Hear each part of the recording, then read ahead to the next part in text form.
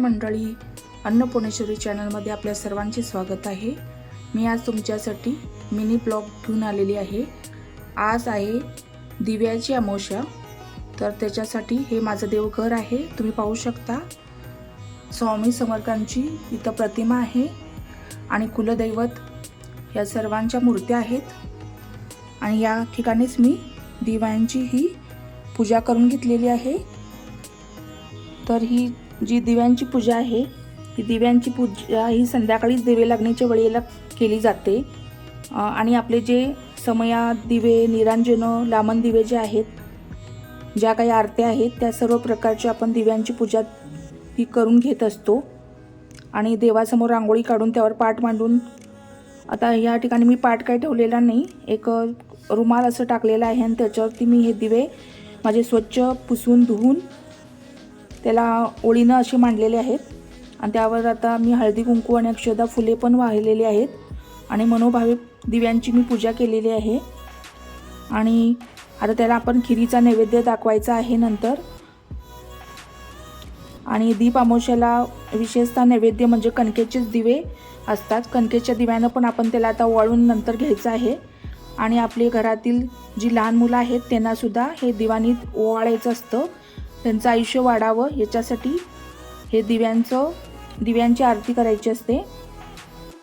तर या ठिकाणी आपण बघा, आज आषाढ अमावस्या आहे, दीप अमावस्या, ज्याला आपण दिव्यांची आरस किंवा आवस म्हणतो। तर या ठिकाणी मी दीपपूजन केले आहे। अमावस्या हा मराठी महिन्यातील शेवटचा दिवस असतो। या दिवसानंतर चंद्र कलेकलेने वाढत जातो आणि मिठ्ठ काळोखापासून प्रकाशाकडे जाण्याची हा महिना असतो। पावसाळी ढगाळ वातावरण असतं, त्याच्यामुळं हवामानात प्रकाश अधिक हवासा वाटत असतो। तर आपण त्यासाठी आज दीप अमावस्या त्यांची आपण पूजा करून मी दाखवलेली आहे। स्वच्छ दिवे धुवून मी त्याची पूजा केलेली आहे। तर दिवा हा प्रकाश इतकाच ज्ञानाचंही प्रतीक आहे। अज्ञानाचा नाश करून ज्ञानाकडे जाणाऱ्या मार्गाचा मुख्य आधार आहे।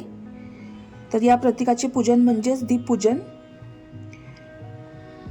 तर आपल्या मागील सर्व पिढा जाऊन आपल्या जीवनात प्रकाश निर्माण व्हावा म्हणून या दिवशी दिव्यांची पूजा करतात। ह्या दीपपूजेनंतर श्रावण महिन्याला सुरुवात होत असते आणि श्रावण महिना तुम्हाला सर्वांना सुखाचा, आरोग्याचा, समृद्धीचा जावो ही प्रार्थना। आज या ठिकाणी आज दीप अमावस्या आहे, त्याच्यासाठी आपण आज कणकेचे दिवे तयार करणार आहोत। कणकेच्या दिव्यांना फार महत्त्व आहे। तर त्याच्यासाठी मी 1 वाटी गव्हाचं पीठ घेतलेलं आहे, थोडंसं चिमूटभर मीठ टाकलेलं आहे। आता त्याच्यामध्ये आपण सोडा पण घातलेला आहे, चिमूटभर। थोडंसं हे तूप घालायचं आहे, 1 चमचाभर। आणि या ठिकाणी गुळाचं मी पाणी करून घेतलेलं आहे, उकळलेलं वगैरे गुळ नाही आहे, नुसता भिजत ठेवला होता। त्याच्यानंतर थोडंसं तेल घालायचं 1 चमचाभर आणि आता पीठ आपण मळून घेऊया। तर या ठिकाणी बघू शकता मी या ठिकाणी पीठ मळून घेतलेलं आहे। 5 मिनिटं असंच ठेवूया आणि ह्याचे दिवे आपण करून घेऊया। तर या ठिकाणी बघा, भाताची मूद वाढण्याचं इथं साचा आहे माझ्याकडं, त्याच्यामध्ये आपण छोटे छोटे गोळे करून ह्याच्यामध्ये कणकेचे हे दिवे तयार करून घ्यायचे आहेत आणि त्याला उकडून घ्यायचं आहे। तर चला आता आपण दिवे करून घेऊया। तर या ठिकाणी बघा, तुम्ही पाहू शकता असं छान छान दिवे आपण आता करून घेऊया। बाकीचे कणकेचे दिवे तयार झालेले आहेत, ते आता उकडून घ्यायचे आहेत आपण। त्या चाळणीला आता आपण तेल लावलेलं आहे, आता सगळे ठेवूया।